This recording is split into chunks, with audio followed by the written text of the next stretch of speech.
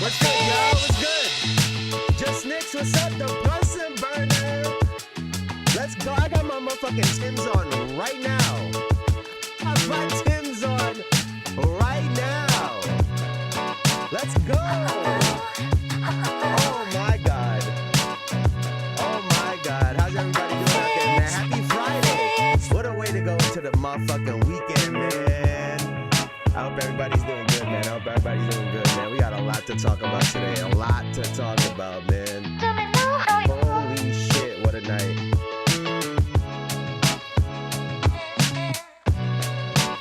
All right, let's get this shit started, man. Let's get this shit started. I love this song, man. I'm in such a great vibe. If y'all can't tell, I'm in a great mood right now. So, with that being said, welcome to another episode of the Jayson Estrera podcast, where we talk about basketball as accurate as possible. I want to start with the Knicks, right? I want to start right there, but we've been going in chronological order, so we'll continue that today. But I mean, I'm in good spirits. I'm in great spirits. We'll deal with the Boston Celtics shit later, but today we get to just, with our chest out and be happy and be proud.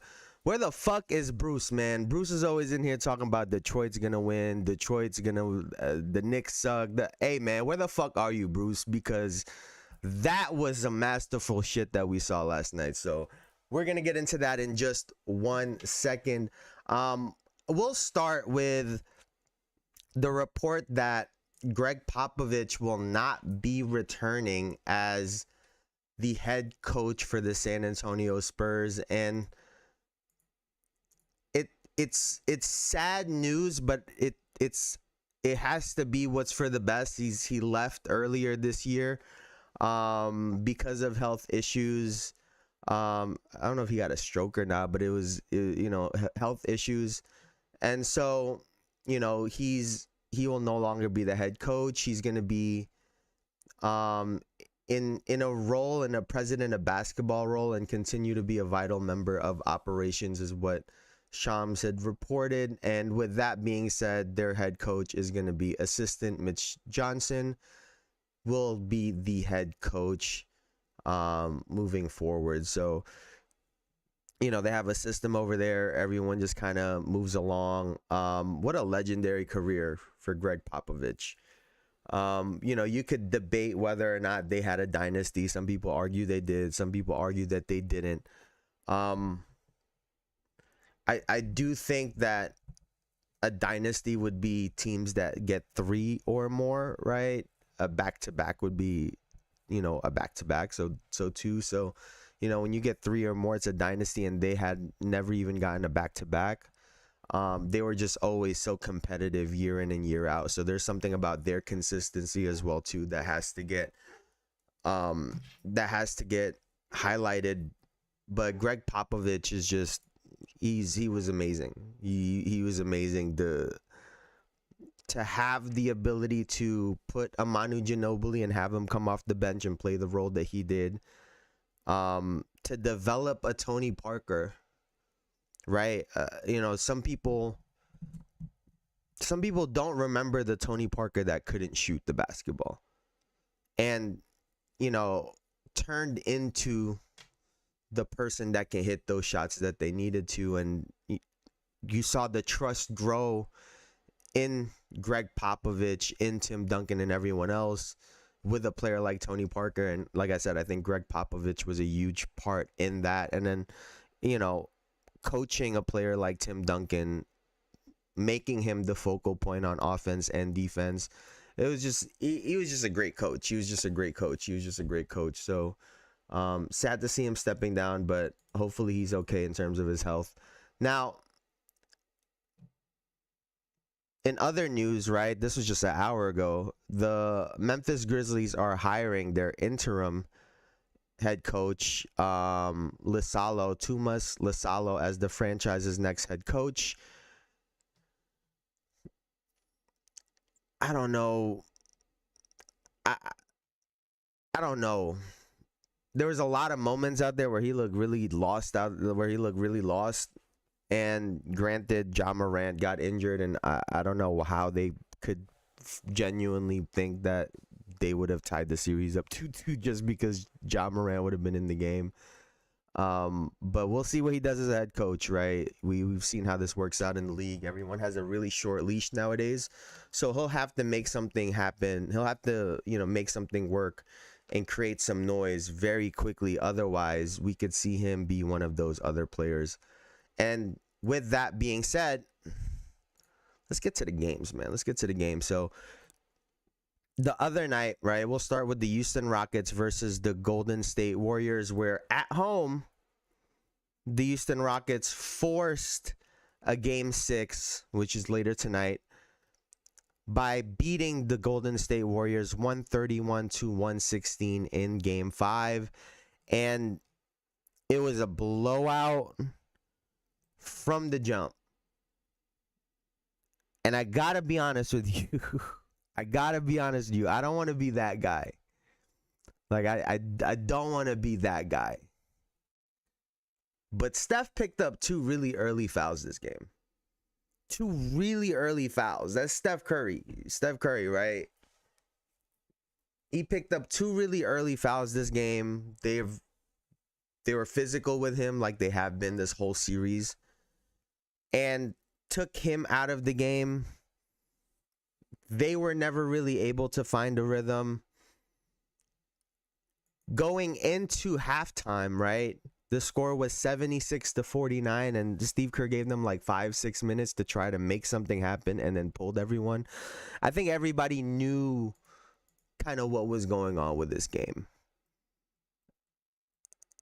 And so here we are. We're looking at a game 6, and I'll be honest with you. I don't think this game 6 is gonna be very close. Like I don't think it's gonna be very close. I've been talking about Steve Kerr pointing out the physicality, right, in this series, and he finally decided to do that. Thank God. Right, he was letting them literally hit Steph's injured thumb. Like, there's just no way you let the referees do that. That's something that he should have pointed out way earlier in the series, before they're in this spot, right? Even though I have full confidence that they're gonna win, but if they were to lose tonight, things start to get really, really tricky, right?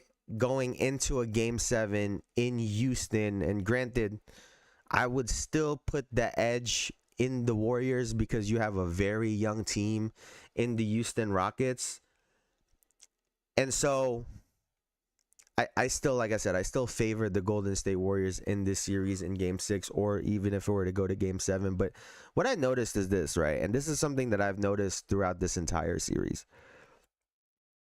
They're extremely physical with Steph Curry, especially when he's off the ball, right? When he's off the ball, they're bear hugging him, they're wrestling him, they're doing everything possible to keep him away from the basketball.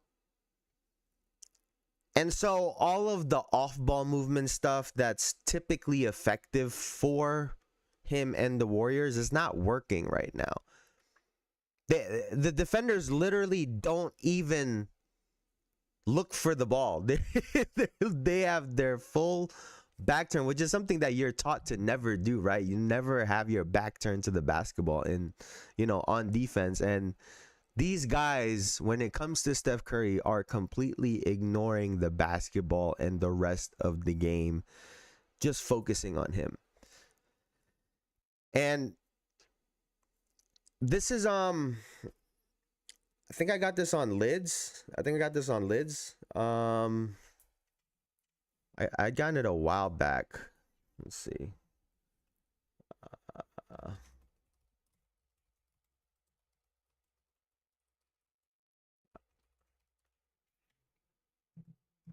Let's see. I'm gonna try to find it right now for you.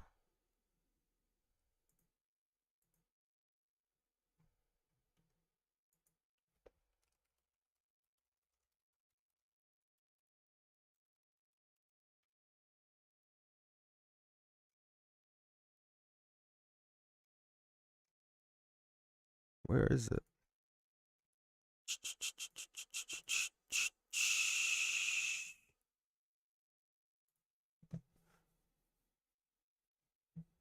It's like this one, but it just it's not the logo. It's just says New York on it.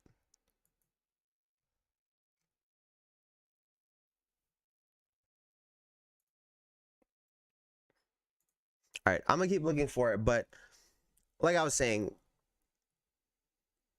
the Houston Rockets have been extremely physical with Steph Curry, and I think that one fix to that is to put him on the basketball. See, typically it goes the other way, right? When you get guys that are getting harassed with the basketball all the time, you're like, all right, let's rest them a little bit and take them off the basketball and have someone else bring the ball up. Well, and I get that. How many times did Amen Thompson strip Steph Curry last night? He had 3 turnovers, 4 of 12 from the field, right? They're going to have to run that risk of Amen Thompson potentially stripping him here or there, right? Maybe once, maybe twice at most. But you got to rely on Steph Curry and his ability to handle the basketball. And also the fact that the referee is going to make some of those calls against Houston if they're being overly physical with Steph on the basketball. But out of the 4 shots that he made in Game 5, 3 of them was when he was bringing the basketball up. When he has the basketball in his hand in this particular series, it's actually when there's the least amount of physicality on him, because they can't be overly physical. He has the basketball, right? When, referees are taught to watch the basketball for the most part. And so with that, knowing that's the case, they're able to be physical with him, as physical with him as they want to when he's off the basketball, because they're opting for him to just stand in the corner and take their first or second best defender out of the play. That's how the Warriors have kind of played this series.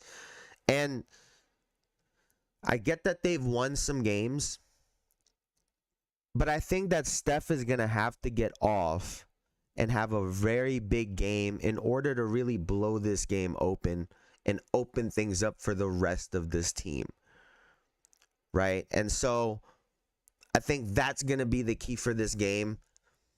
The other part in it too is when you do have Steph Curry off the ball and you know that Amen Thompson or Dylan Brooks is not going to leave him, put him on the same side as Jimmy Butler, right? Instead of completely clearing a side out for Jimmy, leave Steph in that corner and allow Jimmy to take his guy one-on-one, knowing that that guy guarding Steph Curry isn't going to come help, and force someone on the weak side to help, because that's when you can really put the defense in scramble mode, right? So if you have Jimmy Butler on the mid post, have Steph Curry in the corner, have someone from the wing, entering the ball into Jimmy Butler, and let him work and operate, because like I said, that person is not going to leave Steph Curry, so Jimmy can go and have one-on-one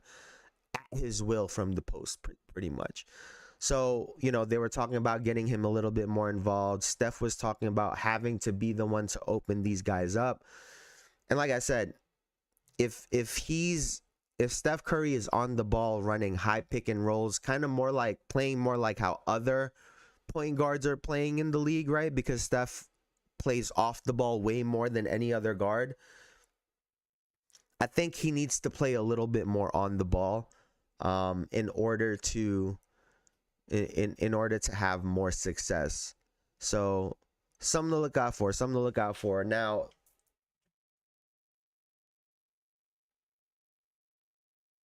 what do you guys think about this? Because there's been a lot of talk about Dylan Brooks essentially said, I'm going to hit his thumb. I'm not trying to hurt him, but I'm going to go after it. You know, he said, if I have a sprained ankle, I would expect people to go after my ankle, or so on and so forth. And, you know, there's been a lot of people that have had very mixed responses on that online. And I don't really understand why. like I don't really understand why, because this has always been a thing, right? Kobe Bryant talked about literally going after Tracy McGrady's back. It was his back, right? And took him out of the game. And took him out of the game. So this is something that players have always done, even your favorite players have done. And it's just a part of the game. You know, I've seen a lot of talk about people are being really physical with Brunson. We'll get to the Knicks. People are being really physical with Steph, with Luka, with Jokic, right? I think, you know, if you guys are getting a little bit of a trend here. A part of the game plan for any star player is to be physical with them, especially if they're undersized, right? That's a part of the plan. That's a part of the strategy. That's like the surface level part of the strategy. That's across the board. And what we're seeing are teams really lock in on that in the playoffs, because now coaches get to develop game plans for these players and these teams day in and day out. They're trying to force guys in certain situations and certain sides, and it's up to these star players to fight through those things and adversities. And that's really what separates the great players from the really good players, right? That's really what separates it. And when you see guys put up numbers consistently in the playoffs, even like a Luka Doncic, even with the things that he doesn't do well, it's super impressive to be in the playoffs and to put up those type of numbers consistently, game in and game out. And we're seeing it right here in Houston, right? We're seeing it here in Houston. And for the Warriors, they've won even with Steph not having the best of games, which is a great sign. But I think he's going to have to go off. And, you know, this game could get out of hand really quickly, right? They're playing in Golden State. Steve Kerr finally said something about the referees. You know, Steph likes playing at home. So if I were them, I'm getting him a 3 the first possession. That's what I would do. The very first possession of the game, get a 3 up for Steph. If he hits it, run that same play again. That's what I would do, right? I would ego them on some ego shit, like on some ego shit. Like, I'm be like, what are you guys gonna do about this? Run it back. This is one of those where you make them hear. Run it again. Splash. So if Steph gets, you know, 2 threes early in this game will probably be over at halftime. This game will probably be over at halftime, because you have a very young Houston team. You know, everyone's talking about Jalen Green, and he's yet to have a good game ever since that 38-point game, right? It's been 3 consecutive bad games. And you can't keep expecting Fred VanVleet to shoot the way that he's been shooting. And for Dylan Brooks to keep putting up 20+ points per game. And so with all of those things together, right, I think the Golden State Warriors win this game 6 and move on to the next round. I won't say easy,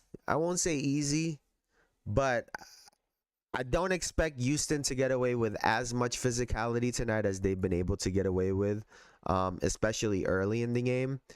And if that's the case, Steph gets a couple threes, and this is gonna be over by halftime. Is how I'm seeing this. Is how I'm seeing this game work out. So, with that being said, and Elijah, Pistons, my baby, Elijah, I'm so glad you're here. I'm so glad that you are here, my brother, because we got to talk about it. We gotta, hey man. We have to talk about it. You can't run from this no more. You can't run from it, right? We just got to talk about it. Batman, Superman, Lakers in 5.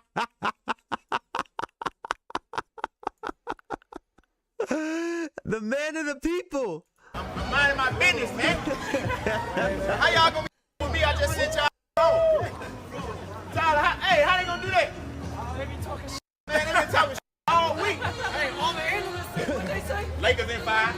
And then look, when we was up 3-1, they said Lakers in 7. Ain't they say that? I'm walking. I'm minding my.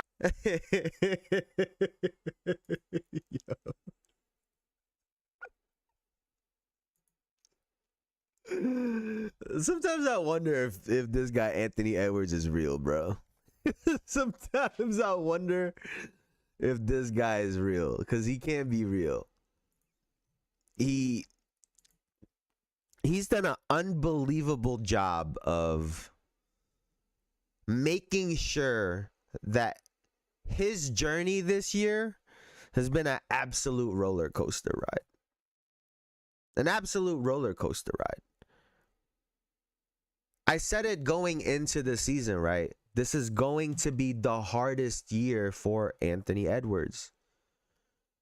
All of those people that were calling him Michael Jordan are going to be the same ones critiquing him. All of those people that were giving him praise are going to be the same ones that are going to be calling him out for his mistakes and his shortcomings, right?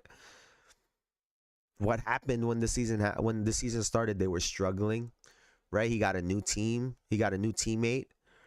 One of his guys got traded away, so he had to go deal with that. He was shooting a lot of threes. Everyone was questioning him. They were struggling. Baby mama drama. He was getting fined left and right. So all of these things happened in this one season for Anthony Edwards, right? And going into this Lakers series, we said he had an opportunity to change all of that, all of the negative things that happened this year in 2 weeks. And that's exactly what Anthony Edwards and the Minnesota Timberwolves did, because this is the best that they have looked all year long. This Lakers Timberwolves series, it was a tale of two teams, right? On one hand, you have the Minnesota Timberwolves, who acquired two players that came from a really sour situation. They felt like they weren't wanted in New York. And that was Julius Randle and Dante DiVincenzo. It was a shocker of a trade, right? And they struggled for most of the year. Anthony Edwards vocalized a lot of that for us. They didn't have an identity. They don't do this. They don't do that. He was very animated in his post-game press conferences, as he is, right? And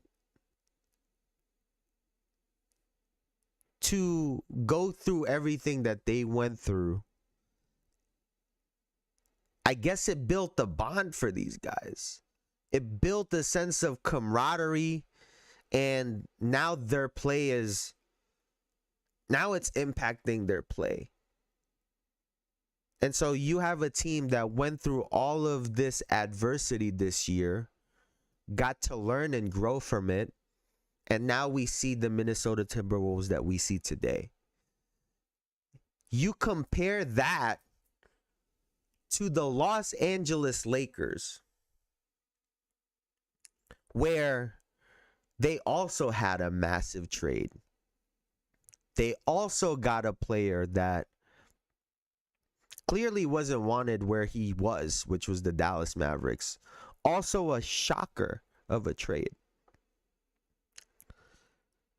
And what the story ended up being for the Lakers was it's all about Luka and LeBron. They didn't get to go through the year-long adversity, ups and downs of a season to really grow as a team. And that took center stage when JJ played 5 players in the second half and subbed nobody out. The Timberwolves was a team, and the Lakers was a bunch of individuals that are trying to play together. And that was really the difference in this series. Anthony Edwards, would we say that he had a great series? I don't know if we would say that he had a great series. He's 26.8. Let's see how he shot. I want to see how he shot the ball. Let's see how he shot it. 26.8, 6.2 assists, 8.4 turnovers, 42% shooting from the field, 33.3% from 3. It's a very, he had the highest plus minus for his team. It wasn't a great shooting series per se. It was solid. He obviously had the breakout game the other night. But this series was really a matter of Anthony Edwards really maturing. It was really a matter of Anthony Edwards making all of the right decisions. I saw a dumbass clip the other day talking about how Anthony Edwards wasn't being double teamed in this series, and I'm like, are we watching the same fucking thing? Are you watching the same thing? And so it was great on his part. And some people will talk about the passes that he made this series. Some people will talk about some of the shots, the step through that he made the other night, the punch steps, the threes, the dunks, right? People will talk all about some of those things when it comes to helping them win. To me, it was this, and it came in the post-game press conference. Everybody became like a grown man in a sense. Ant right here. I got 2 other guys up here. 3. You could say I'm overblowing it. Maybe I'm reading into it too much. But just something as small as this was 3 minutes and 38 seconds into their post-game interview, right? Into their post-game press conference. And Anthony Edwards is like, I got 2 other guys here with me. It's not just about me. And I think little things like that goes a really long way. The way he stands up for Rudy Gobert every time. He got fined the other day because he was talking shit for Rudy. And then he was telling everybody to congratulate him after Rudy had that massive game. The leadership and the ability to make everyone feel like they're really a part of this and it's not just me. It goes a really, really long way. And when it comes to situations where Anthony Edwards is going to have to shoot more and he's going to have to dominate and he's going to have to ball hog a little bit, right? When you're a teammate with a player that says little things like that got your back, that talks shit for you, you don't mind taking a backseat to that guy. You don't mind, oh, here, I'll feed you. I'll do this for you. So those little things, to me, is what highlights Anthony Edwards, the teammate. And I think it gives a little bit of an insight as to why this team has gotten better over the season, because clearly he was calling everybody out in press conferences, including himself. But the amount of support that he shows to his guys at the same time is very valuable. The other day he was talking about, I'm confused about what's going on in the defense, like when in the coverages, and Dante got to help me out. It's just all of these little tidbits of constantly giving gas, giving praise to your guys. It goes a long way. It goes a really, really long way. And when you have those nights where, you know, Anthony Edwards is going to shoot 30, 40 times in a game, I'm sure of it at some point, your teammates just aren't going to be mad at you for that, right? And then when we look on the other side, the Lakers are in a completely different situation right now. We'll start with the coaching. I told y'all what would happen this year, right? No matter how well they do, no matter what happens, if they win, it would have been LeBron and AD, like I said in the beginning of the year. This case is Bron and Luka. It'll be there, you know, it'll be all on them. And then if they lose, it's going to be on JJ Redick. And even the other night when he played those 5 guys 24 minutes each in the second half, if 1 or 2 of those guys would have been 22, 23 minutes, would it have really made that much of a difference? And the biggest thing that he did in that moment was, you can't have this same team going into next year.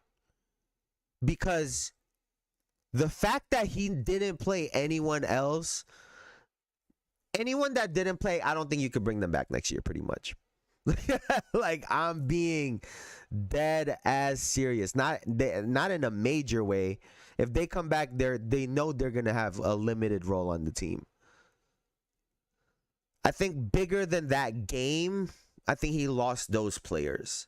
So I don't think he can have those guys back going into next season, especially a Jackson Hayes. Because it showed a lack of trust, and for it to happen on that type of level is where I think JJ lost those guys and kind of lost the team. Right? That was probably the biggest highlight of the year, right? Out of everything good that happened, that's going to be what they talk about after this year, aside from the loss. And, you know, JJR also spoke about the roster, how they're going to be different next year. And I do expect them to be different. I do expect them to be different. I expect the team to be built around Luka as opposed to LeBron. And that brings me to Luka, right? I don't know if you guys have noticed, but all of a sudden, everybody's saying Nico is right. All of a sudden, like it's just so funny. It's just so funny to me, because this is exactly the same thing that happened last year, right? Oh, this guy is so good. This guy is so good. Da da da da da. This guy is God's gift. This guy is God's gift to us. And then when they lose, oh, he sucks. The trade was good. Like, the 180 switch be so crazy in basketball. And all of a sudden, there's this narrative. Here's the reality when it comes to Luka, right? The same criticism that he's being given right now, he's not in shape, the defense sucks, the referees, his relationship with the referees, it was the same exact thing last year.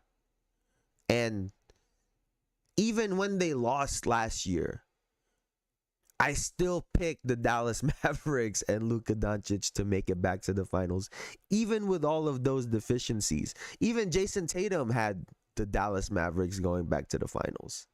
I'm sure a lot of people did. Even with some of those things that Luka doesn't do well. And so, yes, do I think that Luka needs to get in better shape? Not for offense, but for defense? Yes, absolutely. I think it really, honestly, it's really just effort. I think it really just comes down to effort. How do you tap into the effort part with him? But a guy that's going to put up essentially 39-9 for the playoffs, that's really fucking valuable. Like, I don't want to downplay how valuable 39-9 is. I don't give a fuck how much defense you play. The output that you're going to put out is just not going to be the same. And for someone like Luka, what I would tell for him is this, because this is what I see when he plays defense, right? He needs to play more like a big, kind of. What I mean by that is this: when you're with the guards, he gets up way too high, as if they can't just blow by him. He needs to give guys space and force guys into more contested jumpers instead of being up so high to give them the room to just blow by him. Another thing that he does on defense that I absolutely hate is the complete opposite of what he does on offense.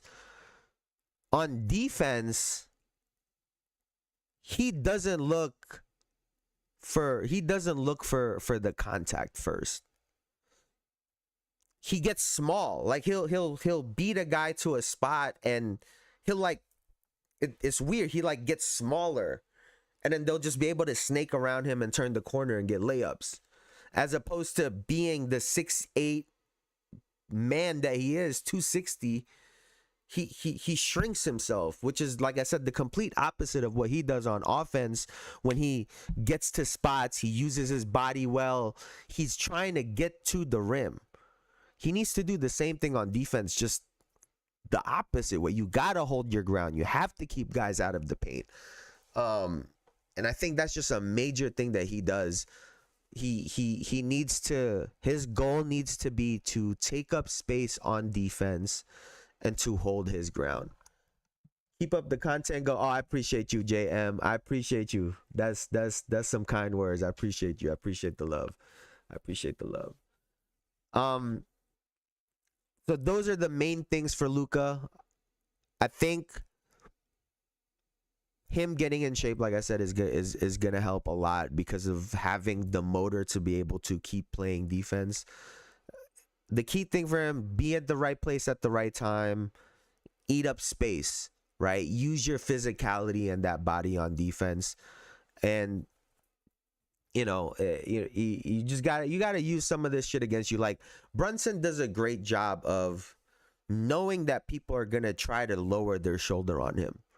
Right? People want to talk all the time. He foul baits. Brunson, he'll bait guys into offensive fouls. Well, he does it because he knows guys are going to lower their shoulder at him because he's smaller. Right? So Luka, he needs to pick and choose when I'm going to pull the chair, when I'm going to be really physical with you. Like, he needs to do those things. He needs to take charges. Like, there are things that he could do to be effective, but the main thing is he needs to be at the right place at the right time, and he needs to just be he just needs to be bigger and take up space. That's really what it comes down to on defense, because right now they're literally walking to the rim with him around. They're literally walking to the rim, and I think a lot of people are overblowing it too because everyone is hyper fixated on it and they just lost, right? As opposed to if they're winning, he could be playing the same type of defense, but people don't really mind it as much if they're winning games, right? So it's just one of those things right now. I think this low-key could be the best thing that's happened to Luka, though. Right now, the best thing that could have happened to Luka, because one, he got traded from Dallas, right? So that was already a massive thing that I'm sure hurt his ego. all of the criticism. Now, he's getting asked on interviews about being fat. Before I feel like it was one of those things like, you know, you're not supposed to call somebody fat when they fat type of thing. Like, it felt like maybe they don't mention this around him at the facility. Like, maybe they're not straight up. They're like, hey, maybe you could put that food down. So he got humbled because the whole world was calling him fat, essentially, and out of shape. And now you get bounced out of the first round in the playoffs to further validate some of those things in some people's eyes, right? You losing in the first round validates how bad you are on defense, validates how you're not in shape, validates those things that Dallas said. But I think this is why it's a blessing in disguise is now he gets an extra month. He can take a whole month off. I mean, this guy's left knee has been bleeding for 2 years straight. Like, I've been saying it. He needs to get healthy. He hasn't been healthy. I don't think he's been healthy. So first and foremost, he needs to get healthy. And getting bounced out now, he can wait a whole month and start training in June and it still be the NBA Finals. So that's number one. I think he needs to leave the country right now. I think he leaves the country, go send a medical staff with him, let him rest, let him recover, do whatever he needs to do the next month, and then train. From June to training camp, train. And we could see the best version of Luka yet next year. So selfishly, that's really what I would love to see. There's no Olympics this year. You know, I don't think they have any club games, do they? So he's not in the finals.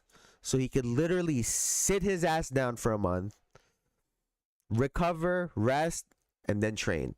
And I think that might be the greatest blessing in disguise for him. Now, we got to talk about Bron because apparently he had an MCL sprain. In Game 5. So that's tough. I don't know how long this guy's gonna play. Some people are saying he's definitely gonna play this year. That was the Shams report. I don't know. We'll see what happens. But I do think that it's funny how the 1 second everyone's like, oh, look at him. He was on the Netflix thing, Starting Five, talking about I'm in better shape than all of these guys. And then now everybody all of a sudden is saying he's tired. Like, you was out there playing 40 minutes, bro. Like, that's all I could judge you on. So tough luck for the Los Angeles Lakers. But they're gonna blow this team up. This team is gonna look totally different from the team that they have right now. Like, you played Maxi Kleber. like come on, bro. Like, come on. You let Rudy Gobert do that shit, and then you played Maxi Kleber? That's crazy. Now, moving right along to the greatest game ever.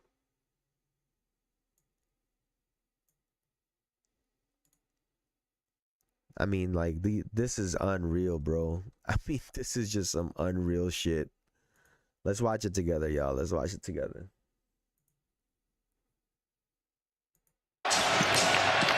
Defended by Thompson. 15 seconds left. Brunson takes a peek at the clock. Thompson digging in defensively. 8 seconds.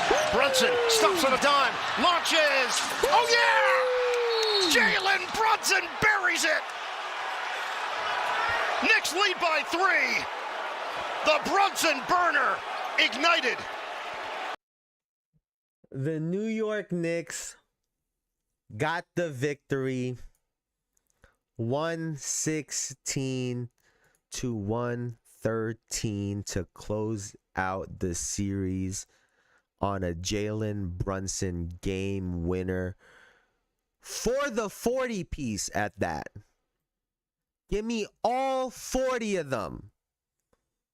He needed every single one of those buckets. 47 and 4. This guy literally just won the Clutch Player of the Year award and then proceeded to show everybody why he won that award every single game.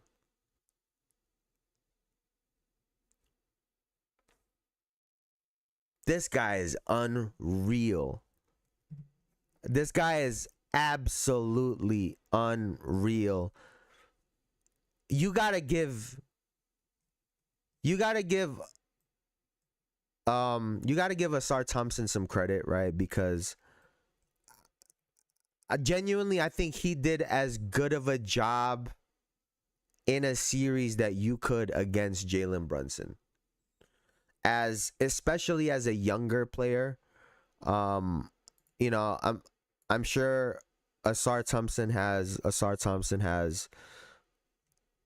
I'm sure he's a very strong player, but Jalen Brunson has some years on him, so I think he was able to use his physicality to try to create some of the space. And obviously to go out like that, right? Everyone's going to remember that. No one's going to remember the defense that Thompson played on him all series long. And so that's tough. That's tough. But if you're the New York Knicks, man, this is the formula, right? If you're the Knicks, the formula, and we've seen it, is Jalen Brunson can get his whenever, right? Brunson will never fail to find a shot. So through the first 43 minutes of the 48-minute game, the New York Knicks have to make an extremely conscious effort to get Karl Anthony Towns the ball, to get OG Anunoby the ball, to get Mikal Bridges the ball, in that order. Most nights when Karl Anthony Towns shoots 10 times and Mikal Bridges shoots more than him, most nights those aren't wins, right? So in order to be consistent, we have to find a consistency between the shot attempts for those guys. So through the first 43 minutes, Cat, OG, and Mikal have to get their shots, right? All of them are they're gonna all be around like 14 to 18 shots is about the range where they're really successful. Because like I said, Brunson is gonna get his. Like, I think that's the funniest thing about him. When he's on interviews, you could tell he's extremely confident, but he seems so reserved and so mild-mannered sometimes. But I talk, there's a short that I have about Paolo Banchero blacking out. He keeps the spirit of Kobe alive, because that guy was shooting the ball 30 times, made on 35 points, right? Just doing everything he can himself. And I think Brunson has some of that at times. There's times where I think you got to tap him on the shoulder and be like, yo, there's 4 other players on the floor with you, bro. Because if not, I think he'll shoot every time if he could. And when he's being decisive and when he's doing a whole bunch of different things, it makes the Knicks really good, because we have so many weapons. And that's the formula, right? Jalen will get his through the 3 quarters, get Cat, OG, and Mikal the ball through the first 3 quarters, and then Brunson will close the game out, right? He's going to Mariano Rivera this bitch, and he's going to close the game out. So that's the formula. That's the game plan, right? That should be the game plan. And we'll talk about them going against the Boston Celtics, but we'll see what happens. Now, to quickly go over the Detroit Pistons, they've had a great year. JB Bickerstaff, I think, was unbelievable. Cade Cunningham was unbelievable. And I guess this is just a young team thing. But the fact that y'all didn't get a win at home is crazy if you're Detroit. Not one win at home in Detroit is crazy. And like I said, I think some of that has to do with the fact that they're a young team. Cade Cunningham, his 3-point shot needs to improve a lot because they're going to start daring him to shoot more of it. And to open up his game, just like everyone else is, he's going to have to take and make 3-point shots.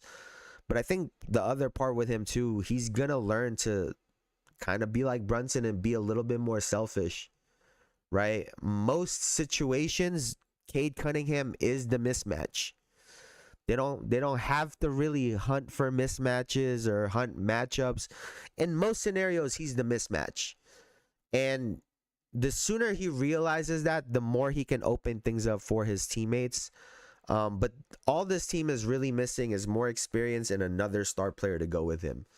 And the risk of doing that, right, is they could potentially get rid of a player that they really, really like. You know, another team might ask for a Jalen Duren. Another team might ask for an Osar Thompson, a Malik Beasley at this point. So can they keep most of this roster together while getting another star to go along with Cade Cunningham and develop over the next couple years? But they look good. They just fell short against the captain, man. The captain was doing captain shit. So Jalen Brunson, you are that guy. Jalen Brunson with a 40-piece. Wow. Is there anything else I want to talk about when it comes to that? All right. Now let's move right along, and then we'll talk about the second round matchups that we finally have. So the last game is the Denver Nuggets against the Los Angeles Clippers. And fittingly enough for this series, right, we're going to a game 7. The Los Angeles Clippers won 111 to 105. And I'll be honest with you, Denver has looked like this all year. Denver has looked just like they have this series all year long. At least the last couple of games where they'll look good one game, look terrible the next game, look good again, look terrible again. They've been extremely up and down this entire year. So this again was this kind of just falls in line with what their season has been, right? And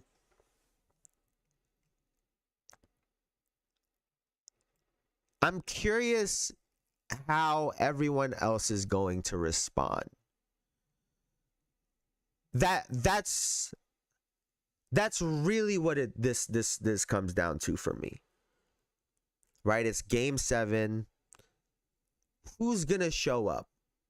Because if it's anything like game 7 against the Timberwolves last year, where Jokic and Jamal Murray were literally the only 2 players in double figures, then they're obviously going to lose the game. Because I don't doubt that Jokic and Jamal Murray will have a much better game than they've had. Right? A much better game in game 7 than they had in game 6. The question is Michael Porter Jr. going to have 5 again? Is Christian Braun going to be able to have 14 plus? Is Aaron Gordon going to be able to have 19 plus? Those are the questions that you'll need answers to if you're the Denver Nuggets. For me, the key for them is going to be Russell Westbrook. In this game 7, like I said, I expect Jokic and Jamal Murray to do what they do. Russell Westbrook, I think, has been great this whole year. In his role, I think he has been phenomenal. So in this game 7, 1, is he going to hit shots? And 2, will his energy pick up the rest of the team? Right? Because he might only get 8, 9 points, but he gets a dunk here. He gets a big 3 there. He starts doing his Russell Westbrook shit. The team gets hyped. That could be enough to sort of push them over the top and put some energy in some of their other guys to get going. And so I would really watch Russell Westbrook in that game 7. And if you're the LA Clippers, what version of James Harden is going to come out? That's honestly that's what their whole team hinges on. Because this kind of how Kawhi has always sort of played. Kawhi will get his. Kawhi can and will get his. He needs other guys around him, though, that can get everybody else involved and or get shots for themselves. So in this duo, Kawhi is going to get his shots, especially in isolation. It's up to James Harden to score and get everyone else involved at the same time. And 28, 8 and 6, shot 50% from the field, steal, blocked. Like, he was doing a little bit of everything. If that's the James Harden that you're going to get, then I think the LA Clippers have a very good chance of winning game 7. Very good chance of winning game 7. So, but that's the big question mark. Is James Harden going to step up? Also, the big key for the Clippers in this game was, I thought Nicholas Batum was huge. They started the third quarter with him, and he was just huge, making plays, getting blocks, steals, rebounds. Like, he only had 6 points. He had a big 3 at the end, but he was just massive, just a vet out there, putting guys in the right spot, getting the right guys the ball. So Nicholas Batum definitely was massive for them that night. And, aside from James Harden, right, because if you're going to expect Kawhi to be Kawhi, Norman Powell has been really playing well ever since his slow start to the series. He's been really steady for them this year too.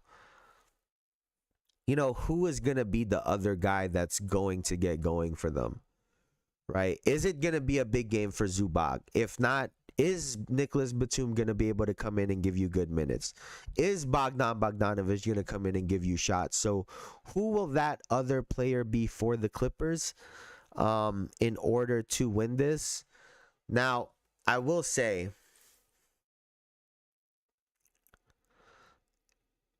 I think there's more what ifs when it comes to the Los Angeles Clippers. Like, that James Harden what if is a massive what if. And a part of why the rest of the Denver Nuggets in game 7 against the Minnesota Timberwolves last year didn't perform was because that Timberwolves team had the best defense last year. So that was partly those guys not showing up and not performing, but also the Minnesota Timberwolves were just that good on defense last year. Excuse me. And so, if I expect Jamal Murray and Nikola Jokic to do their thing and put up their numbers and perform, and out of the duo of Kawhi Leonard and James Harden, I'm only expecting one of them to perform, then I like those odds for the Denver Nuggets. So for game 7, I have the Denver Nuggets winning it, man. I have the Denver Nuggets winning game 7 and moving on to the second round, which brings us to these second round matchups. Let me take a look at the bracket right now. Here we go. So the Timberwolves are waiting on the winner of the Rockets Warriors. I expect the Warriors to win tonight, so I expect it to be the Minnesota Timberwolves and the Golden State Warriors. We'll talk about that when it gets finalized. And then we have the Thunder versus the winner of the Clippers Nuggets tomorrow night.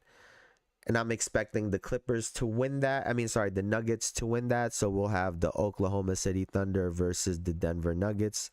I'm pretty sure they're going to announce the MVP in this round. So that could be crazy, having the two, number 1 and number 2 and MVP going head to head in the match, in the round where the person gets crowned. Could be really crazy to watch.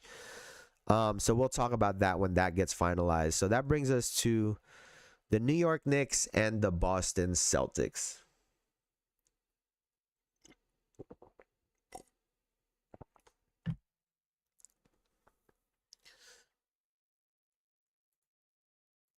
I'm obviously going to go for my New York Knicks. And a couple things, right? A couple things. One, we're riding a lot of momentum right now. We're riding a lot of momentum. The way that we ended the series, not only did we have Brunson doing his thing, but OG and Mikal played very strong to end the series. And I thought Cat was great for most of the series. He had some down points, right, like last night, but had some very big games. So all of those things together, the playoffs is a much slower it's a much slower game. So that could work in our favor. But the other biggest thing is Jayson Tatum, his wrist is hurting. Ice going home in 5. No! Dean Yanakopoulos. I hope I definitely butchered that. My bad, bro. But we are not going home in 5. We are not. I refuse to believe the Knicks are going home in 5. Jayson Tatum could potentially be hurt, right? So if I'm Mikal Bridges, if I'm OG Anunoby, you guys saw what the Houston Rockets have done to Steph Curry. The media don't even like Jayson Tatum. So smack the shit out of his hand as much as you can. All that, yeah, he's not going to be doing that hand celebration because it's going to be sore. So if I'm the New York Knicks, take advantage of that shit. Jaylen Brown missing games going into the playoffs. Take advantage of that shit. So, you know, Kristaps Porzingis got a gash on his forehead. Hey, man, listen. The Celtics could be hurt a little bit right now. There is potential here if you're the New York Knicks, and it starts with game 1. It starts with game 1. Everything will tell us how game 1 starts.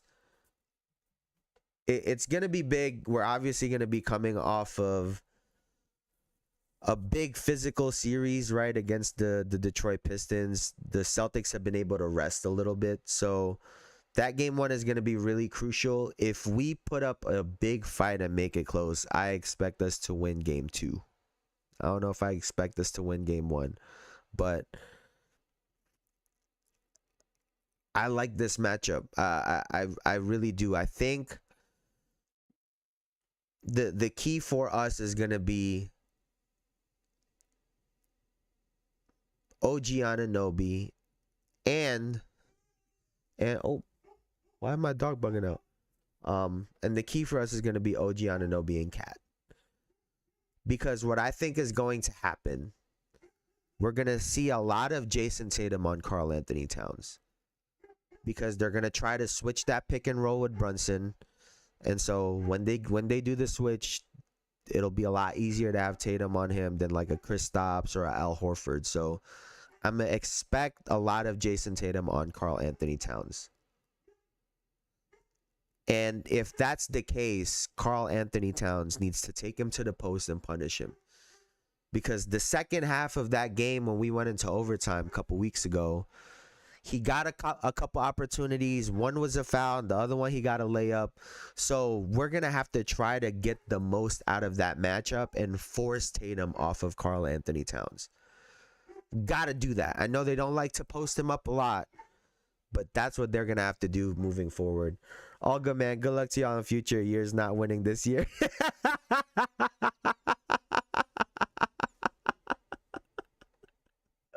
Hey, listen, Dean.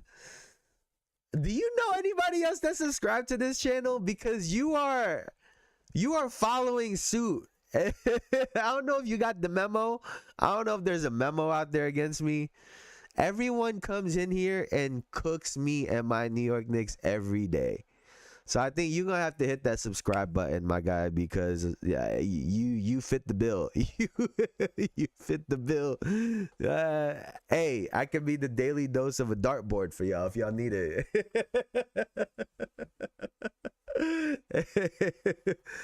But I think this is gonna be a really exciting series. I'm seeing 7-game potential between the Knicks and the Celtics. I'm seeing 7-game potential. It's gonna be a bloodbath. I think it's gonna be a bloodbath. We're gonna need every bit of Jalen Brunson doing exactly what he's been doing. That's what we're gonna need. We gonna need 30 apiece out of Brunson and Cat to win this series. Like that's genuinely what we gonna need. And the problem with the Boston Celtics is they gonna throw in a Peyton Pritchard who can get a couple points here and there. They gonna throw in a Sam Hauser hit 2-3 threes randomly. Luke Cornett, like we gonna have to battle waves. We have to battle waves. Like, you know, in them old video games when you have to do waves of like zombies or whatever. That's what the Celtics kind of feels like. It plays like you gotta go through waves of players and shit, man. Boston sweep. Bro, what the? Elijah, do you see this? Boston sweep. Nah, they not even healthy. How you say Boston sweep and they not even healthy? Nah, that's not happening. We not getting swept. Not my captain. No Cersei. No Cersei. Not my captain. The captain not getting swept. He gonna get a minimum of 1. Probably 2. He gonna get us at least 2. It's gonna be on everybody else to help get the other 2. But I think Brunson can get 2. Don't you worry about that now. He could get 2. Shit. Yeah. Oh, speaking of which, too, because I was going, you know, the Tatum short that I have. Everybody's been watching it. Everyone's been talking about how great everyone has been playing, right? No one mentioned the fact that this guy Tatum averaged 31 and 11 through the first round of the playoffs. Like everyone just fucking fails to ever mention the fact that this guy literally averaged 31 and 11 through the first round. with a hurt wrist, mind you. So the hate for Tatum is crazy. 100 NBA fans versus a New York Knicks fan. You know what's crazy? What's even worse is my out of all the sports, basketball is the one that my girl watches out of all the sports, right? She used to watch the Clippers. She was a Chris Paul fan. And before that, she was a Boston Celtics fan. So even in my home, she gonna be hating on me this during this series. So, man, we'll see what happens because I'm gonna have to deal with that shit for the next 2 weeks. So it's gonna be rough, but we deal with that another day. Today we celebrate the fact that my great captain, my glorious captain, got it done. So that's all I care about, man. That's all I really care about. We got out of that shit because I tell you guys this. I'll tell you this, man. I was not excited for a game 7, y'all. I was not excited for a game 7. Congrats to the Knicks and the Wolves. Go Warriors later. That might be the nicest thing you have said about the New York Knicks, Bruce. Now I gotta ask if everything is okay. I'm not used to you ever being nice to us over here. So I think y'all got the game later. I think y'all got later, man. I think y'all got the game later. I think Steve Kerr finally said something. I've been saying he should say something. He finally said something about the referees. They'll finally lay off of Steph. Steph probably gonna get like a cool 15 in the first quarter. Like a cool 25 in the first half, and the game will be over. What did I just watch? What?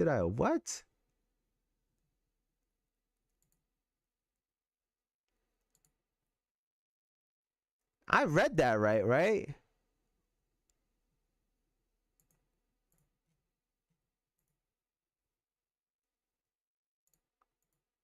Wait, did I read that? Wait, hold on. You're delivering a baby and you're in the chat. You are the GOAT, bro. You're the GOAT. Yeah, but you're the GOAT. Lakers in 5. Yeah, Elijah been real quiet. Elijah been real quiet. I'm not gonna lie, Bruce. I feel like he been ducking you. I'm not gonna lie. I feel like he been ducking you. I feel like Elijah been ducking you, man. I'm be the one to say it. I'm gonna be the one to say it. I feel like he been ducking you, bro. So I don't know, man. Y'all gotta go deal with that. But I feel like he been ducking you. I've been here, 10 toes, baby, 10 toes, 10 toes.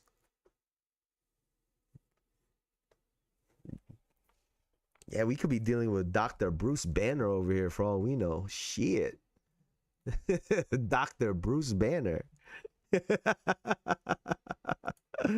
Oh man, but I'm not even a Lakers fan.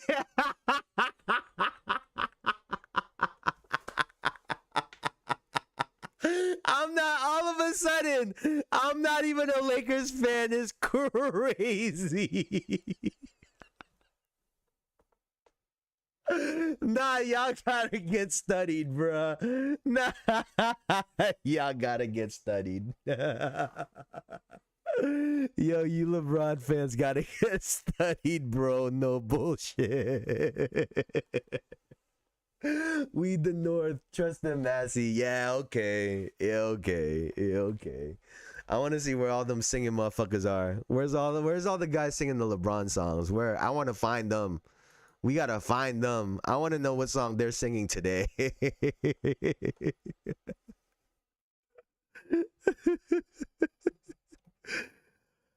Oh my goodness. I do not type. I said the words. Honestly, and you would, everything you keep saying just makes this more and more impressive to me. I don't like. I don't know, bro. We're dealing with Doctor Strange over here. The GOAT. Or House. You guys ever seen House? You guys ever seen the show House? That show was good. If you guys need a show to watch, House was insane. House was insane. But is there a game on Sunday or is it to be decided? Let's see. And then I'm gonna get up out of here. Let's see. Is there a game Sunday?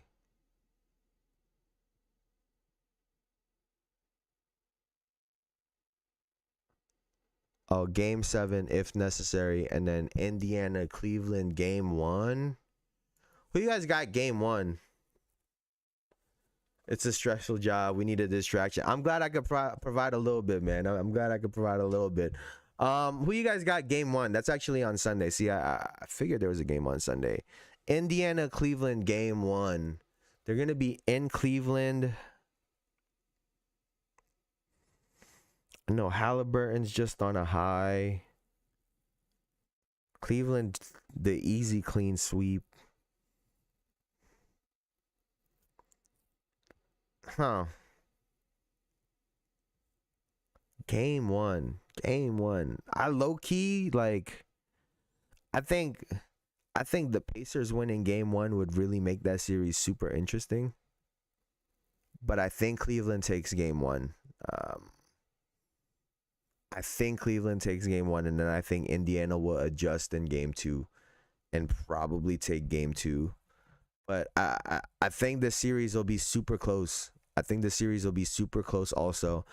Ironically enough, I feel like Indiana kind of matches up.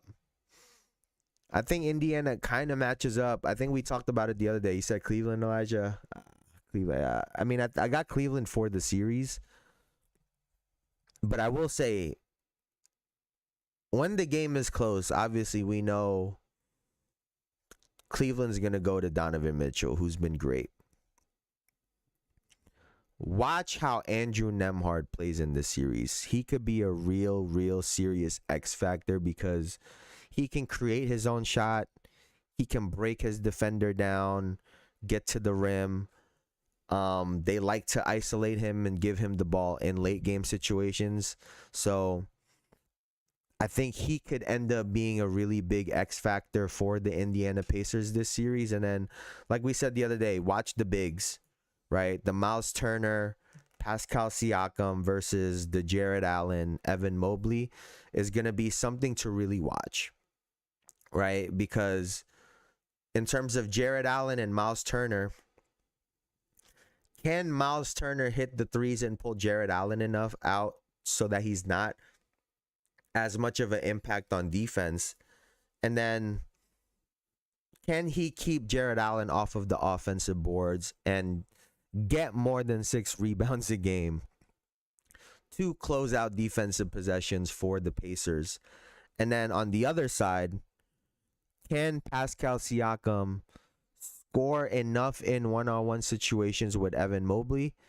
And can Evan Mobley take advantage, because he's going to be, I think, a little bit bigger than Pascal. So can he take advantage of that situation and also guard him, right? So that would be the matchup to watch for me. Those two bigs make it super, super interesting. But that's going to do it for me for now, man. I know I've been yapping y'all ears off. I'm just happy that the Knicks won, y'all. We going to enjoy that today. We going to deal with the Celtics later, man. But that's going to do it for me for now. Before I get out of here, please like, comment, and subscribe. All that good stuff. It really helps the channel out. I really appreciate you guys for hanging out with me. As always, the love has been incredible. Y'all have been showing me mad love. I appreciate it. Just Knicks, thank you for commenting. Elijah, as always, thank you so much. JM, thank you for the kind words. Nick T, I appreciate you. Bruce Merrill, as always, you know, I love the banter.